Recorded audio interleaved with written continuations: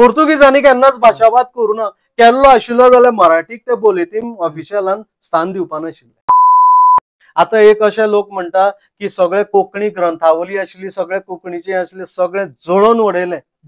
पोर्तुगीजांक मराठी आनी कोंकणी भितर फरक कळटालो? म्हणजे तेणी सामके फिल्टर करून कोंकणी ग्रंथूच जळयले, बरोबर, आणि मराठी अभय दिलो. म्हणजे अशें मानात की मराठी भाषा पोर्तुगीजांनी गोंयकाराचेर लादली अशें तरी म्हणत. मागीर म्हणजे आमी जर इतिहासान पळयले जाल्यार धर्मांतरण कंप्लिटली बंद केलां. गोंयच्या चर्चींनी हिंदू लोकांचे धर्मांतरण जायना हे सत्य आसा. पण पोर्तुगीजांनी मराठींतल्यान कित्याक अनुवाद केलो?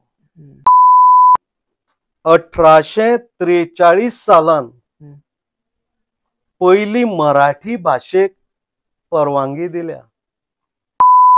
गोंयकार म्हणजे मिरयतात खबर. ऍक्च्युली गोंयकाराचो ऍक्च्युली अर्थ कितें? गोंयकार म्हणजे खरो कोण?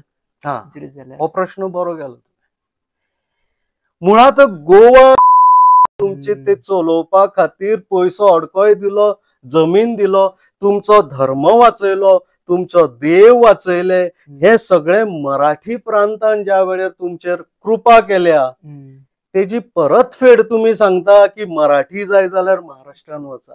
हेच्या सारखी दुसरी कृतज्ञता ना अशें काही आमकां जाणीव जाली. महाराष्ट्र आणि मराठी अशें जरी एक स्वरूप अशें दाखोवपाचो जरी एक प्रयत्न चालू आसा, तरी गोमंतक हो मराठी शिवाय अर्धवट.